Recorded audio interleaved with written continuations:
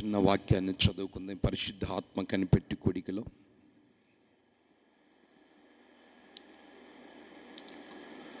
కొరింథీయులకు రాసిన 2వ పత్రిక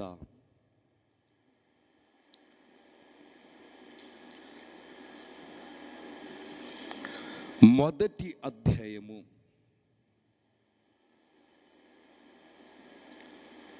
2వ పత్రిక 1వ అధ్యాయము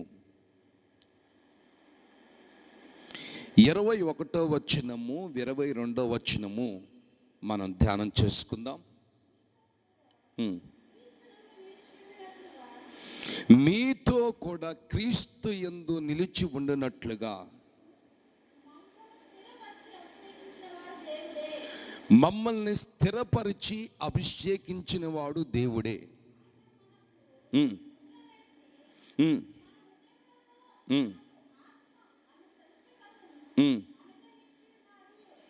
ఆయన మనకి ముద్ర వేసి ఆత్మని సంచే కరువుని ప్రభు మనకి అనుగ్రహించి ఉన్నారు. దేవునికి స్తోత్రం. చేతులపై గట్టిగా చెప్దాం హల్లెలూయా. దైవజనుడు పౌలు సంఘానికి మాటలు తేటగా తెలియజేస్తూ ఉన్నాడు. మేము ప్రభువులు ఇంతవరకు స్థిరపరచబడటానికి,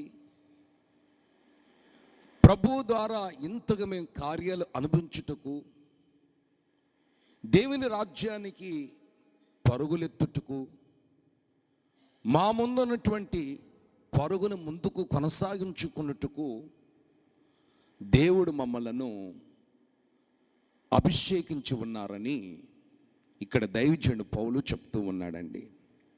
అదే వాడు చెప్తున్నాడు కదండి, అభిషేకించిన వాడు దేవుడే. దేవునికి స్తోత్రం. స్థిరపరచుటకు దేవుడు మమ్మలను అభిషేకించిన వాడు దేవుడే. స్థిరపరచుటకు మేము బలపరచబడటానికి కారణం దేవుడు మమ్మల్ని అభిషేకించాడు. మేము దేవుని కృపను పొందుకోవటానికి, ప్రార్థనలో స్థిరపరచబడటానికి, లోకానికి వేరే జీవించటానికి మమ్మల్ని అభిషేకించిన వాడు దేవుడే. ఈ అభిషేకమే మమ్మలను స్థిరపరిచిందని దైవజనుడు పౌలు భక్తుడు ఇక్కడ చెప్తూ ఉన్నాడండి. ఈరోజు చాలామంది జీవితంలో స్థిరత్వం అనేది కనుమరుగైపోతూ ఉంది. స్థిరమైన జీవితం ఉండదు.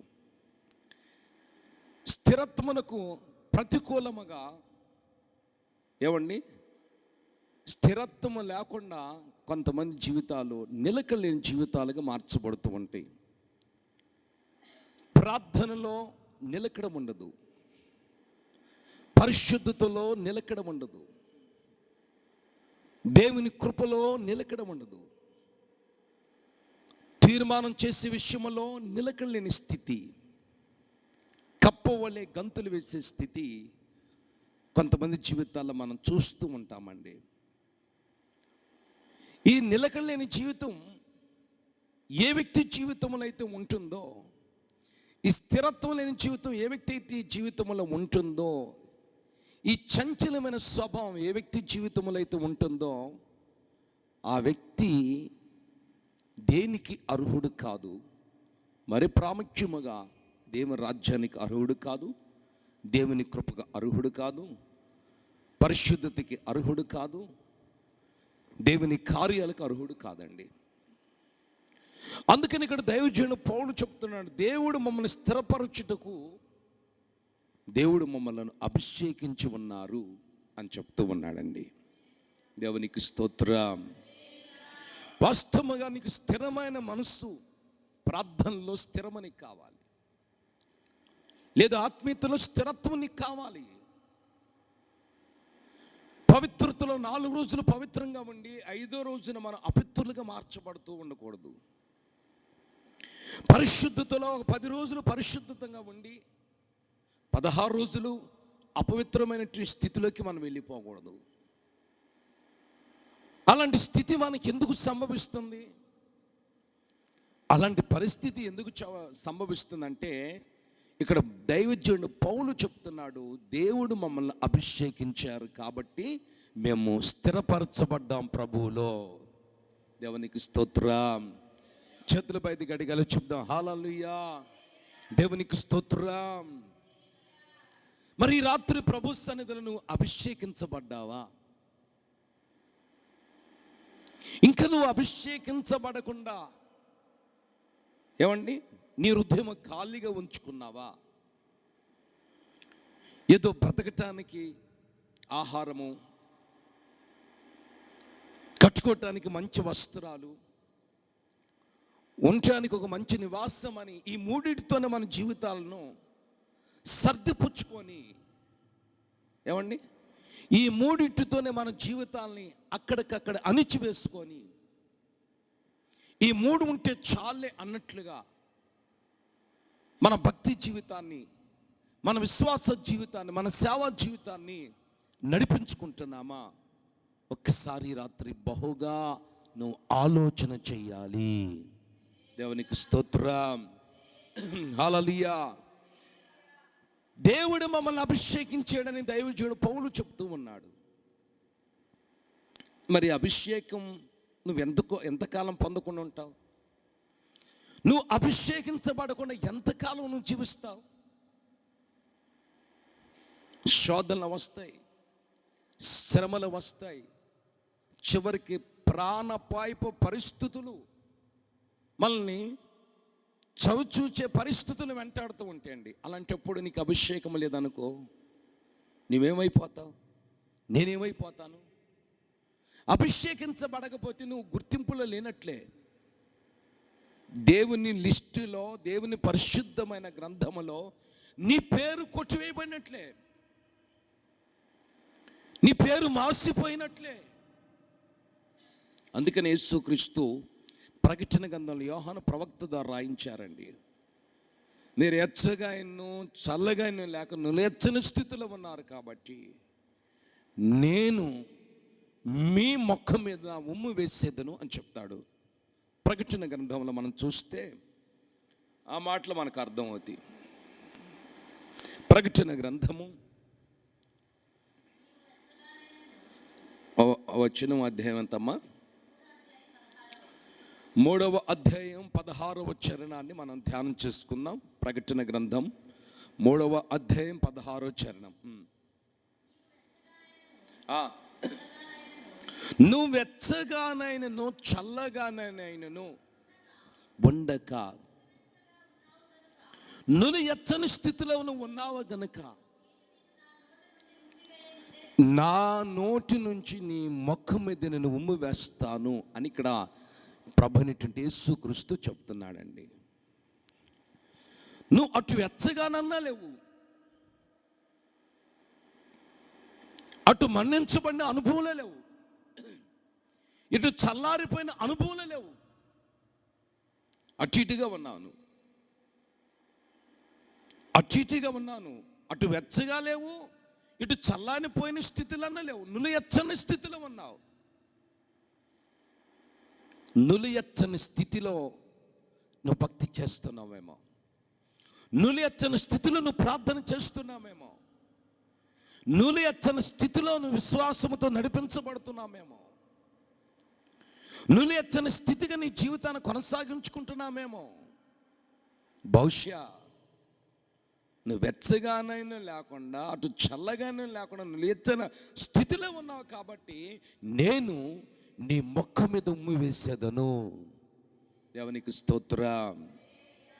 ఇక్కడ దైవజనుడు పౌలు వెచ్చగా ఉన్నాడా, లేకపోతే చల్లగా ఉన్నాడా, లేకపోతే నులియచ్చని స్థితిలో ఉన్నాడా?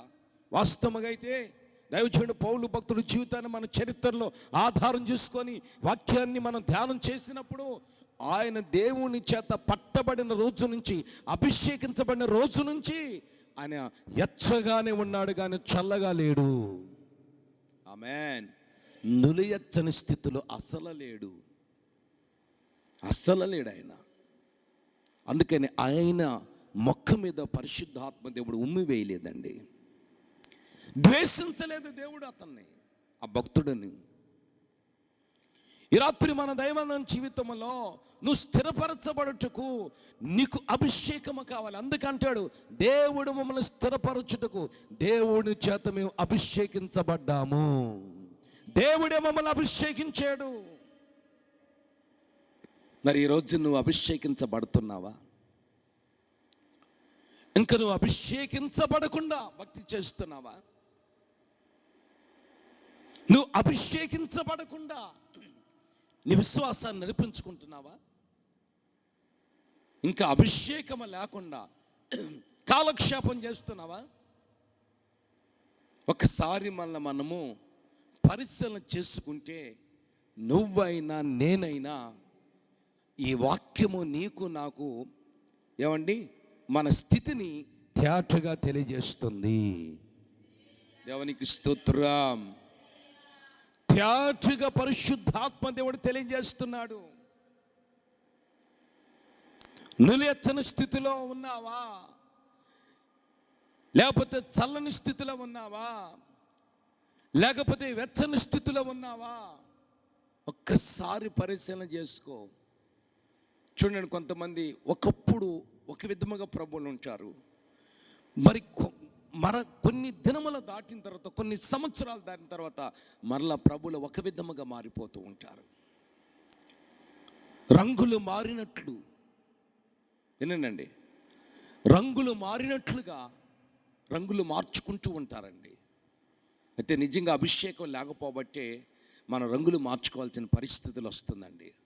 గనుక ఈ రాత్రి పరిశుద్ధాత్మ దేవుడు బోధిస్తున్నాడు, ప్రభువే మమ్మల్ని స్థిరపరిచి ఉన్నాడు, ఆయన మమ్మల్ని అభిషేకించి ఉన్నారు. దేవునికి స్తోత్రం. నువ్వు అభిషేకించబడాలండి.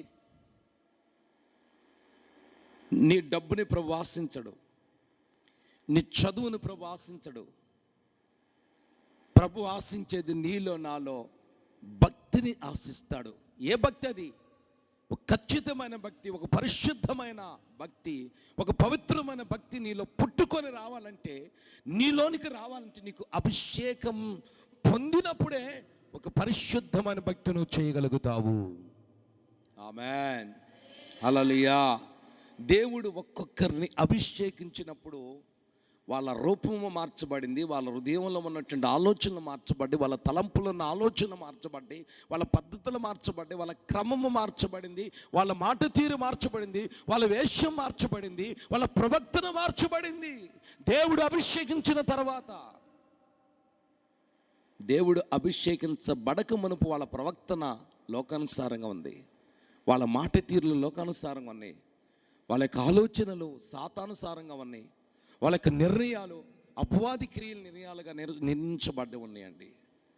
అయితే దైవజనుడు పౌలు దేవుని చేత అభిషేకించబడ్డాడు కాబట్టి ప్రభువులో స్థిరపరచబడి, నా కొరకు నీతి కిరీటము దాచబడి ఉంది అని ఘాటుగా సాక్ష్యం ఇస్తున్నాడు. ఆమేన్. నా పరుగు తుదిముట్టించుకుంటేనే, దేని చేత దైవజనుడు పౌలు తన పరుగును తుదిముట్టించుకున్నాడు? కారణం తాను పొందిన అభిషేకము చేత, తాను ఆత్మచేత నింపబడ్డాడు. మరి ఈ రోజున ఏమండి, మన జీవితాన్ని పరిశీలన చేసుకోవాలి. ఎవరి గురించో మనం ఆలోచించి సమయమంతా వేస్ట్ చేసుకొని, మనకిచ్చిన వయసు అంతా వ్యర్థం చేసుకొని, మనకిచ్చిన కృప అంతా పాడు చేసుకొని, ఆ పక్కనోళ్ళ గురించి, ఈ పక్కనోళ్ళ గురించి, వీళ్ళ గురించి, వాళ్ళ గురించి, లోకము గురించి, పిల్లల గురించి, ఏమండి వీటన్నిటి గురించి నువ్వు ఆలోచన చేసే కంటే, నీ యొక్క ఆత్మీయస్థితిలో నువ్వు పరిశుద్ధాత్మ చేత అభిషేకించబడ్డావా లేదా అనేది పరిశీలన చేసుకోవాలి. ఏమండి, మీరు గమనించండి, ఒట్టి అన్నం ఎంత 5 కేజీల ఒట్టి భోజనం నీ నోటి దగ్గర పెట్టినా నువ్వు ఇంత కూడా తినలేవు. ఆ ఒట్టన్నముతో కలిపి మజ్జిగో లేకపోతే సాంబారో, ఆ ఒట్టన్నముతో కలిపి పొడి అన్నముతో కలిపి చట్నీ వేసుకున్నావు అనుకో, నువ్వు ఎక్కువ తినగలుగుతావండి. అది రుచికరంగా మార్చబడుతుంది. ఆమేన్. అలాగే నీ దైవాంధన జీవితంలో కూడా నువ్వు పరిశుద్ధాత్మతో నింపబడినప్పుడు నీ ప్రార్థన కూడా దేవునికి ఇష్టకరంగా మార్చబడుతుంది. అది నైవేద్యం వలె, ధూపం వలె ప్రభు సన్నిధిలో చేర్చబడుతుంది. ఆమేన్. గనుక నువ్వు అభిషేకించబడాలి. కింద ఉన్న మాటలు మనం చూస్తే ఇంకేమని చెప్తున్నాడు దైవజనుడు పౌలు? 1వ అధ్యాయము, కొరింథీయులకు రాసిన పత్రిక 2వ కొరింథీయులకు రాసిన పత్రిక 1వ అధ్యాయము 22వ వచనము చదువుదాం.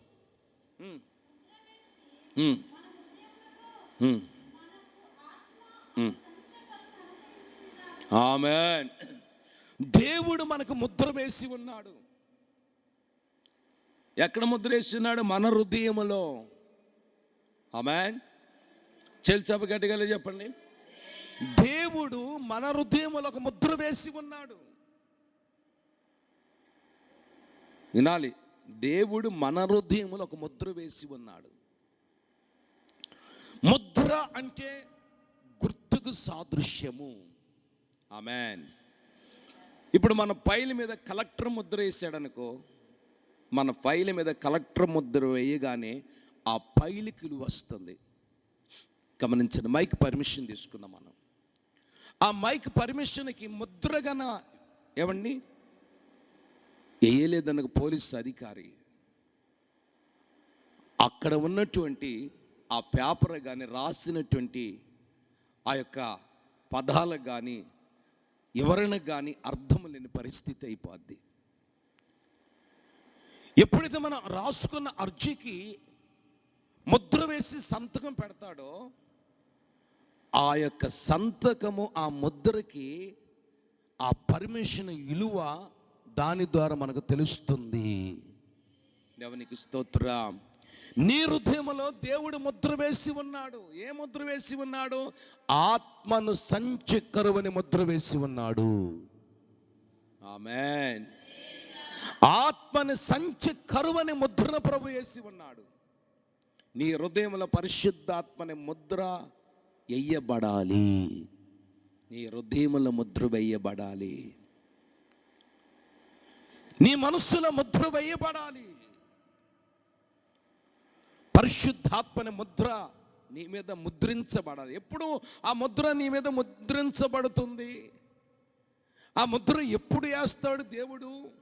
ఆ ముద్ర ఎప్పుడు నీ హృదయంలో స్థాపిస్తాడంటే నువ్వు పరిశుద్ధాత్మ చేత నింపబడినప్పుడు. ఆమె చెప్ప గట్టిగా, పెద్దగా చెప్పు. హల్లే చెప్ప గట్టిగా. హల్లెలూయా.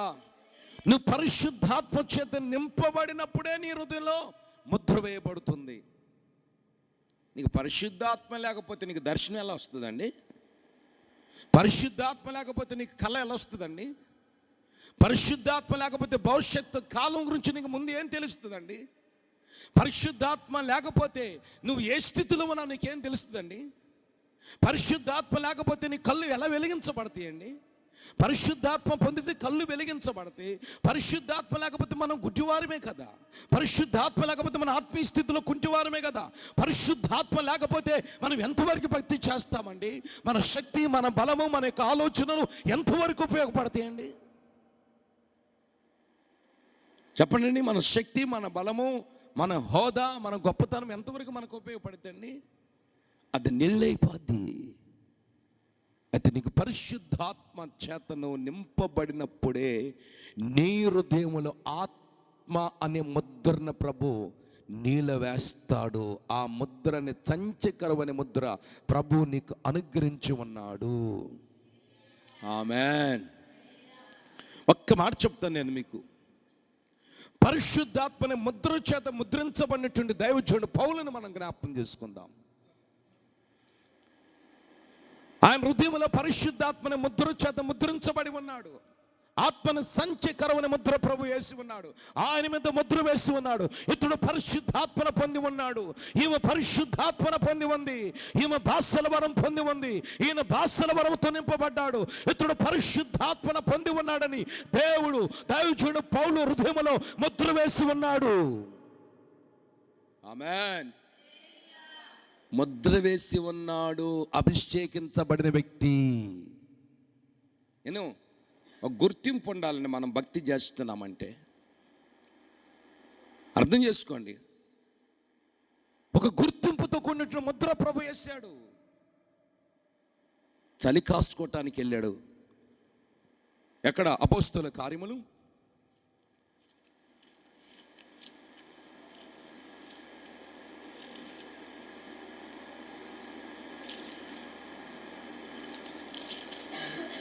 చేతుల పైకి మనం అంత గట్టిగా ఒకసారి అల్లు చెప్దాం. పెద్దగా చెప్పాలి.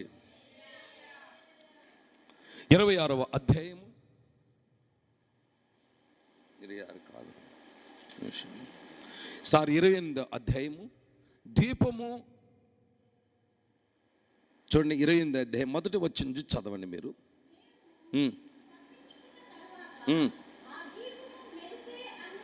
తెలుసుకుంటిమి.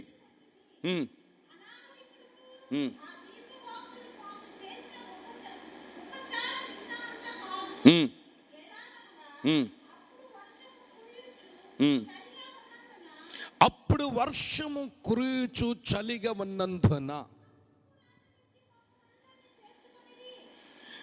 ఇక్కడ దైవజనుడు పౌలు కొంతమంది శిష్యులు ఉన్నారు. ఇక్కడ గమనించండి. దైవజనుడు పౌలు కొంతమంది శిష్యులు ఇక్కడ ఉన్నప్పుడు అక్కడ కొంతమంది జనసమూహం కూడా ఉన్నారండి. అక్కడ జనసమూహం ఉన్నప్పుడు బాగా చలి ఎక్కువైపోయింది. మీరు గమనించాలి, బాగా చలి ఎక్కువైపోయింది.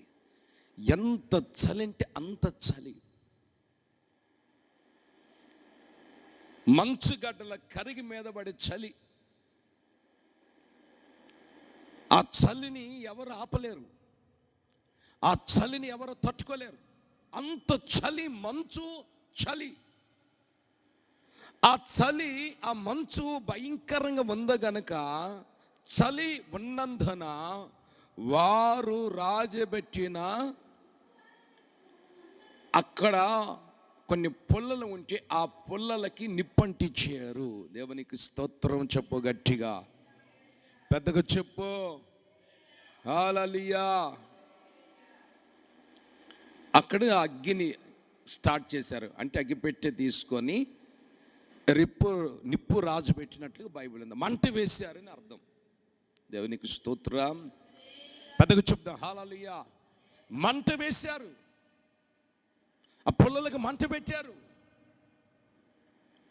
ఆ పుల్లలకి ఎప్పుడైతే మంట పెట్టారో అందరూ ఏం చేశారు, అక్కడ కూడి ఉన్న అందరూ చలి కాచుకుంటూ చేర్చబడ్డారు. లోపలికి వచ్చుకుతాం. చలి కాచుకున్నట్టుకు ఆ నిప్పు దగ్గరికి అందరూ చేర్చబడ్డారు. అప్పుడు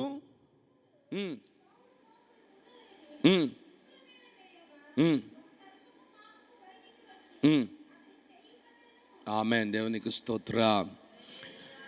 ఆ పుల్లల్లో ఉన్నటువంటి సర్పము, ఏంటంటే సర్పం అంటే సాతాను, సర్పం అంటే పాము.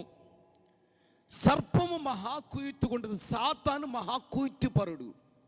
వినాలి మీరు, సాతాను అనేటువంటి వ్యక్తి మహాకుయుక్తిపరుడు. సాతానుకున్నటువంటి జీతము, సాతానుకున్న డ్యూటీ ఏమిటంటే, వినండి, వాచ్మెన్ డ్యూటీ చేసుకుంటే మనకు 10,000 వస్తాయి, లేదా జాబ్ డ్యూటీ చేసుకుంటే ఒక 15,000 వస్తాయి. సాతానుకు ఒక డ్యూటీ పెట్టుకున్నాడు. వాడు ఏమి డ్యూటీ?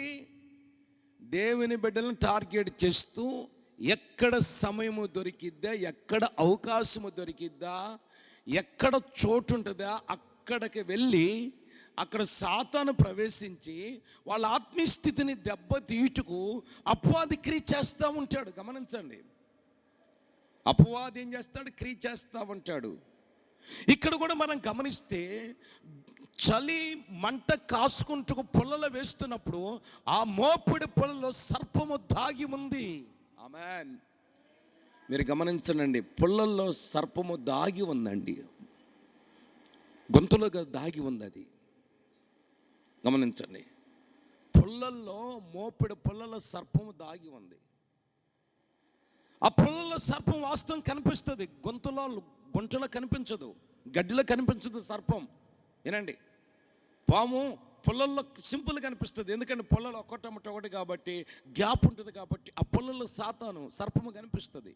ఇప్పుడు ఈ సర్పము ఆ మోపిడి పుల్లలకు వచ్చి బయటకు వచ్చి ఆ మంటకు తట్టుకోలేక దైవజనుడిని పౌలుని పట్టుకొని కాటు వేసింది. దేవునికి స్తోత్రం. మీరు గమనించండి, పాము కాటు వేయగానే దాని విషం, వినండి, బాడీలోకి వెళ్ళిపోద్ది. అది ఏ పాము అన్నా కానివ్వండి, గమనించండి, వెంటనే బాడీలోకి వెళ్ళిపోద్ది. క్షణాల్లోనే బాడీలోకి వెళ్ళిపోద్ది. ఎందుకంటే బాడీలోకి ఎట్లా వెళ్ళిపోద్దంటే, అది టచ్ చేయగానే మనకు మొట్టమొదటిగా మన చెయ్యి కానీ లేకపోతే మన యొక్క చర్మము కానీ కోసుకున్నప్పుడు బయటకు వచ్చిందంటే బ్లడ్. వెంటనే బ్లడ్లోకి వెళ్ళిపోద్ది. ఆ విషం ఎంత విషమేనండి, బ్లడ్లోకి వెళ్ళిపోద్ది. ఇంకా ఆగదు అది, ఇక రక్తనాల్లోకి వెళ్ళిపోద్ది, గుండెలోకి వెళ్ళిపోద్ది. ఇక మనిషి ప్రాణం పోవటానికి దగ్గర అవుతూ ఉంటుంది ఇక క్షణాల్లోనే. ఈ విషయం వెళ్ళి వినండి, ఈ దైవజనుడు పౌలుకి అది పట్టుకొని కాటేయగానే వెంటనే ఆయన శరీరంలోకి, ఆయన రక్తములోనికి, ఆయన యొక్క దేహంలోనికి దాని విషయం లోపలికి వెళ్ళిపోయింది. దేవునికి స్తోత్రం. దైవజనుడు పౌలు శరీరంలోనికి, రక్తములోనికి, బ్లడ్లోనికి విషం వెళ్ళక మునిపే దైవజనుడు పౌలు హృదయములో దేవుని ఆత్మ సంచకరువుగా ముద్రించి ఉన్నాడు. దేవునికి స్తోత్రం చెప్పండి, గట్టిగా పెద్దగా చెప్పండి, హల్లెలూయా. దైవజనుడు పౌలు హృదయము దేవుని ఆత్మ చేత నింపబడి ఉంది, దేవుని ఆత్మ చేత ముద్రించబడి ఉంది. దైవజనుడు పౌలు అభిషేకించబడిన వాడు, అభిషేకించబడిన వ్యక్తి. ఆమేన్. అభిషేకించబడిన వ్యక్తి లోపలికి వెళ్ళిపోయింది. చేతులు బయట గట్టిగా చెప్తా, హల్లెలూయా. లోపలికి వెళ్ళిపోయింది. వెళ్ళిపోయిన తర్వాత ఏం జరిగిందండి?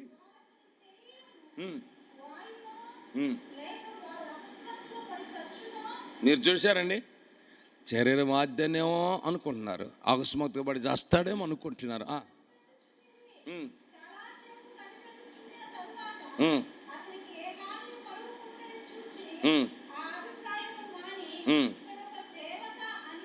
చెప్పసాగిరి. దేవునికి స్తోత్రం. ఎందుకండి మరి వాస్తవంగా అయితే పావం కరవగానే చనిపోవాలి కానీ దైవజనుడు పౌలు, మీరు చెప్పండి అండి, చనిపోవాలి కదండి. ఎందుకు చనిపోలేదు? మీరు చెప్పండి, ఎందుకు చనిపోలేదు?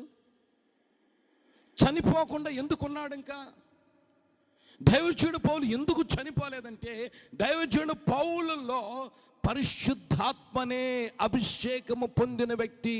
అతడు సంచకరమైన ఆత్మచేత ముద్రించబడి ఉన్నాడు. అమలు చేతులు జబగడ్డగా చెప్పు. సంచకరమైన ఆత్మచేత ముద్రించబడి ఉన్నాడు. గమనించండి, సంచకరమైన ఆత్మచేత దైవజనుడు పౌలు ముద్రించబడి ఉన్నాడు. నువ్వు ఆత్మచేత నింపబడితే నిన్ను ఏమీ చేయలేదండి. నీ ప్రాణానికి హాని కలగదు, నీ ఆరోగ్యానికి హాని కలగదు, ఏమంటే నువ్వు చేస్తున్నటువంటి భక్తికి ఏ హాని కలగదు, నువ్వు చేస్తున్న విశ్వాస జీవితానికి ఏ హాని కలగదు, రంధ్రం పడదు, ఏమంటే ఓటికుండలాగా మార్చబడదు. గట్టికొండ మాట వేరు, ఓటికొండ మాట వేరు.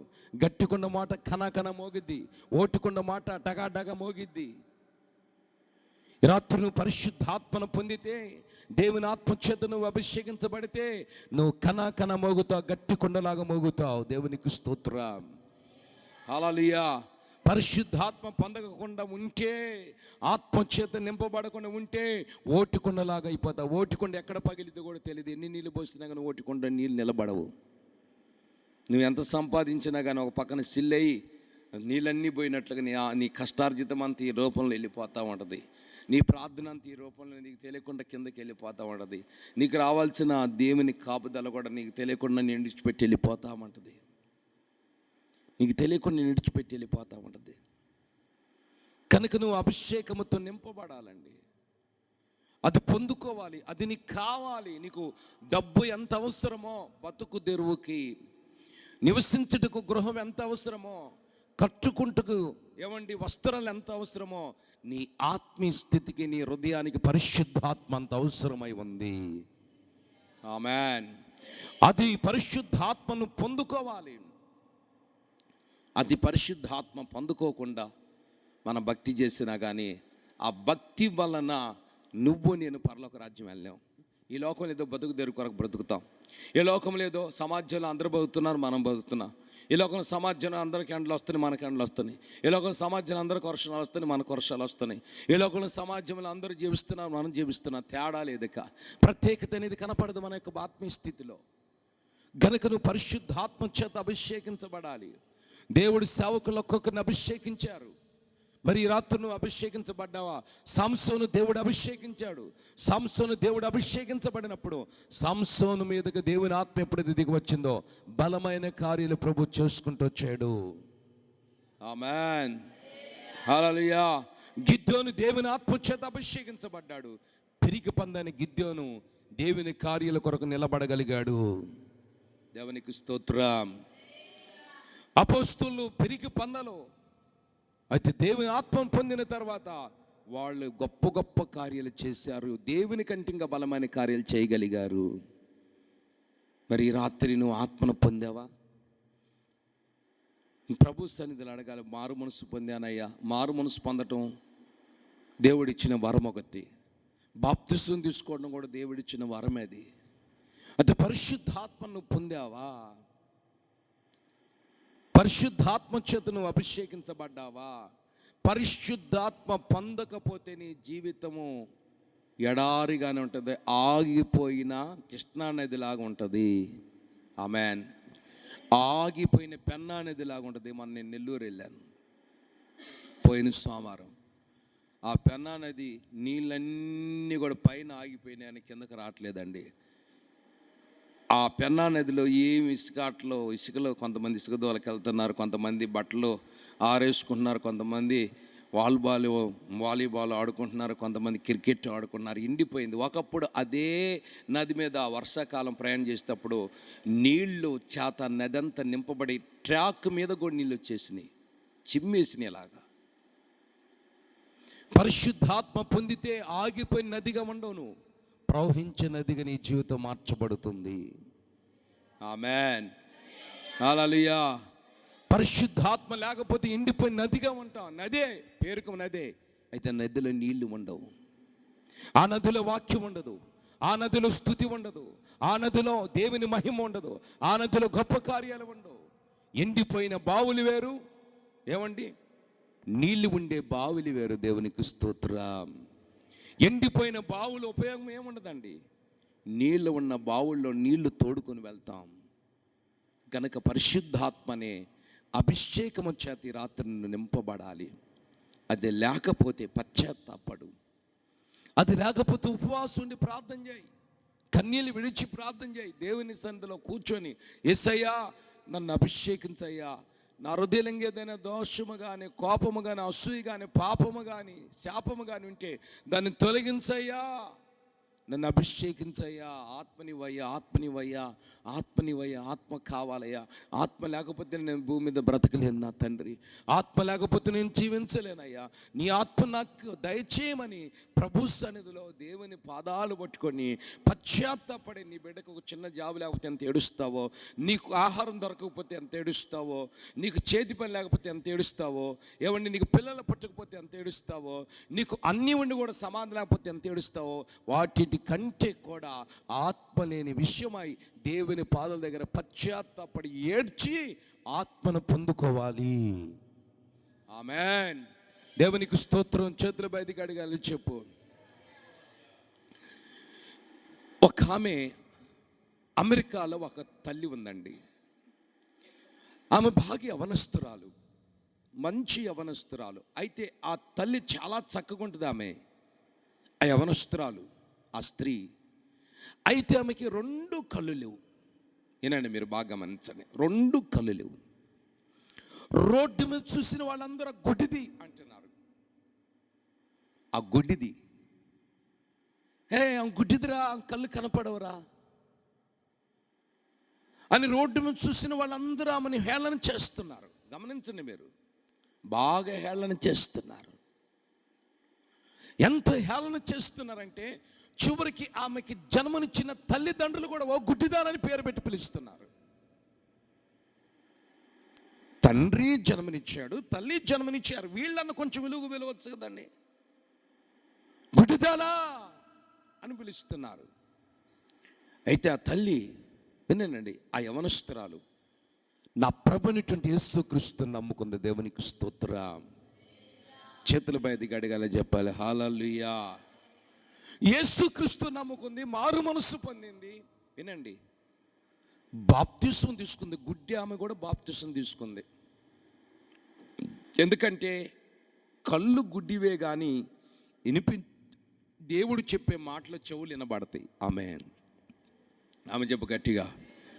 దేవుడు మాట్లాడేమని ప్రతి మాట మనకు చెవులు వినపడది. చెవులు ఏమండి పని చేయలేదనుకో, చెవులు పని చేయలేదనుకో, అప్పుడు మనకి దేవుడు చెప్పే మాటలు మనకి వినబడు. గమనించండి. అయితే హృదయం వినపడతాయి. ఇప్పుడు ఆ తల్లి బాప్తిసం తీసుకున్న తర్వాత, వినండి, బాప్తిసం తీసుకున్న తర్వాత పరిశుద్ధాత్మను పొందండి సేవకులు చెప్తుంటే, ఆమె గుడ్డిగా ఉన్నటువంటి ఆ తల్లి, అయ్యా నా హృదయంలోకి నీ పరిశుద్ధాత్మను పంపించండి, నా హృదయంలోకి పరిశుద్ధాత్మను పంపించమని ప్రభు సన్నిధిని వేడ్చి, ఆ ఏమండి కళ్ళు కనిపించినటువంటి ఆ స్త్రీ కళ్ళమటి నీళ్ళు కారిపోతున్నాయి. పక్కన వాళ్ళు అనుకుంటున్నారు కళ్ళు తెరిపించమని ప్రభువుకు ప్రార్థన చేస్తుందేమో, నా గుడ్డి కళ్ళును బాగు చేయమని ప్రార్థన చేస్తుందో అనుకున్నారండి. దేవుడు నిజంగా ఆమె పశ్చాత్తాపం చూసిన దేవుడు ఆమెని దేవుడు ఆత్మచేత నింపాడు. దేవునికి స్తోత్రం. ఆత్మచేత నింపిన తర్వాత, ఆత్మనే అభిషేకము ముద్ర ఆమె మీద దేవుడు వేసిన తర్వాత, ఆ తవిల్లాడుతున్నటువంటి ఆ గుడ్డి ఆమె 8,000 పాటలు రాసింది. 800 కాదు, 8,000 పాటలు రాసింది. ఎన్ని పాటలు అండి? 800 పాటలు కాదు, 8,000 పాటలు రాసింది. ఒక్క పాట కాదు రాయటం, 8,000 పాటలు రచించింది. అసలు ఆ 8,000 పాటలు రాసి చరిత్రకెక్కిన తర్వాత ఆమె చూడటానికి చాలామంది వచ్చారు. దేవునికి స్తోత్రం. ఆ గుడ్డి తల్లి అయినటువంటి ఆమె ఆత్మచేత నింపబడి 8,000 పాటలు రాసిన తర్వాత, ఆ పాటలు అనేకుల హృదయాల్ని ఆకర్షించుకున్నాయి. ఆమె చెప్పగట్టిగా. అనేకులు చావు బ్రతుకుల మధ్యలోకి వెళ్తున్నప్పుడు ఆమె స్వరము, ఆమె పాటల రూపంలో మాట్లాడుచున్నప్పుడు, చావుకు దగ్గరైపోతున్న వాళ్ళు కూడా చనిపోకుండా ఈ క్రీస్తు వైపులోకి రావటానికి ప్రభు సహాయం చేశాడు. అస్వస్థతతో అనారోగ్యంతో బాధపడుతున్నప్పుడు ఆమె పాటలు వినుచుండగానే వెంటనే స్వస్థతలు కలిగినవి. ఆమేన్. గుడ్డిదైతే ఏమండి చరిత్రలో నిలిచిపోయింది. 8,000 పాటలు రాయటండి, మామూలు మాట్లాడండి. గుడ్డిది మరి ఎలా రాసిందండి పాపం? చేతులైతే ఉన్నాయి. ఎలా దాన్ని రాగం కట్టిందండి? ఎలా తపలా కొట్టిందండి? ఆమె చెప్పిన మాట ఏంటంటే, ఈ పాటకు స్వరము కానీ, వచనము కానీ, రాగము కానీ పరిశుద్ధాత్మదేవుడే, సంగీతము కూడా పరిశుద్ధాత్మదేవుడే. ఆమేన్. దేవునికి స్తోత్రం. చూశారండి, పరిశుద్ధాత్మ పొందుకుంటే ఆ విధంగా ఉంటుందండి. పరిశుద్ధాత్మ పొందుకోకపోతే ఇల్లు, అన్నము, దీక్ష, కూర, వంకాయ, బిర్యానీ, డబ్బులు, బట్టలు, సబ్బు, ఉతుకుడు, ఇస్త్రీ, శుభ్రం చేసుకోవటం, పెయింట్ వేసుకోవటం, ఇవన్నీ ఈ కార్యక్రమాలు తప్పితే బంగారం తీసుకెళ్ళి బ్యాంకులో పెట్టుకోవటం, డబ్బులు తెచ్చుకోవటం, పోషించబడటం, ఈ కార్యక్రమాలు తప్పితే నీకు పైకి ఎదగలేవు. ఆమేన్. దేవునికి స్తోత్రం. కనుక నువ్వు పరిశుద్ధాత్మతో నింపబడాలి. నువ్వు పరిశుద్ధాత్మ చేత అభిషేకించబడాలి. అది నీకు కావాలండి, అది నీకు అవసరమండి. అమ్మా, దేవునికి స్తోత్రం. అలా చెప్పు గట్టిగా, పెద్దగా చెప్పు హల్లెలూయా. మరొకసారి చెప్పు హల్లెలూయా. నువ్వు అభిషేకించబడాలి. ఆత్మను సంచి కరువుని నీ హృదయంలో ప్రభు ముద్ర వేసి ఉన్నాడు. ఆ ముద్ర నీలో ముద్రించబడాలండి. మనం భక్తి ఎంత చేసాం, ఎన్ని సంవత్సరాలు చేసాం, ఎన్ని రోజులు చేసాం, ఎన్ని సంవత్సరాల నుంచి మందిరానికి వస్తున్నాం, ఎంత నమ్ముకున్నాం, ఎంతకాలం ప్రభు అయి కాదండి కావాల్సింది. మన ఆత్మీయతలో ఒక వైరాగ్యం పుట్టించే అభిషేకం నీకు కావాలి. ఆ రోజున పాము కరిచిందండి. పాము కరిస్తే ఇసమంతా పౌలు శరీరంలోకి వెళ్ళిపోయిన ఏమన్నా అయిందా? కారణం పరిశుద్ధాత్మ అగ్ని తనలో ఉంది. ఆమెన్, ఆమెన్, ఆమెన్, హల్లెలూయా. ఇమ్యూనిటీ పవర్ ఉంది. పరిశుద్ధాత్మని ఇమ్యూనిటీ పవరు పౌల్లో ఉంది. ఆమెన్. ఇమ్యూనిటీ పవర్ అంటే రాగ నివారణ ఎదిరించే శక్తి ఆయనలో ఉంది. కనుక ఈ రాత్రి నువ్వు పరిశుద్ధాత్మ చేత నింపబడి ఒక నూతనమైన బిడ్డగా మార్చబడాలండి. అది నీకు కావాలి. అది లేకుండా మనం భక్తి చేసిన దేవుడు పుడకాలు పిలిచాడు అనుకో, అదే నేను చెప్పాను చూడండి. ఈతేరులో ఒక ఆయన 10 ఎకరాల పొలం ఉంది, డబ్బు స్థారంగా ఉంది. మామూలుగా డబ్బు ఆయనకి 10 ఎకరాల పొలం, ఒక అమ్మాయి 10th క్లాస్ చదువుతుంది, ఇప్పుడు ఎగ్జామ్ రాస్తుంది, ఒక బాబు ఉన్నాడు. ఏమండి, అయితే దేవుని ఎరగిన వాడు, భార్య దేవుని ఎరిగింది, భర్త దేవుని, వాళ్ళ అమ్మ దేవుని ఎరిగిన వాళ్ళు. ఏదో చిన్న కూడా ఎవడో తాగి రోడ్డు మీద వెళ్తున్నాడు, అరే నువ్వు నన్ను తిడతావా అని కర్ర తీసుకుని కొట్టాడు. కొట్టగానే వాడు తల పగిలిపోయింది. వాడు తల పగలగానే ఈడు కళ్ళు తిరిగిపోయి ఈడు కింద పడ్డాడు. వాడు చేతులు కత్తి తీసుకుని ఈడు పొడిచాడు, చచ్చిపోయాడు. బ్లడ్ ఇలా చిందించి కొట్టింది. డబ్బు కాపాడలేదు, ధనము కాపాడలేదు, ఆస్తులు కాపాడలేదు. చూడండి సాతాను ఎంత క్రియ చేస్తున్నాడు. గనుక పరిశుద్ధాత్మ నీకుందనుకో, ఏ దుష్టుడు నేను ఏమీ చేయలేడు.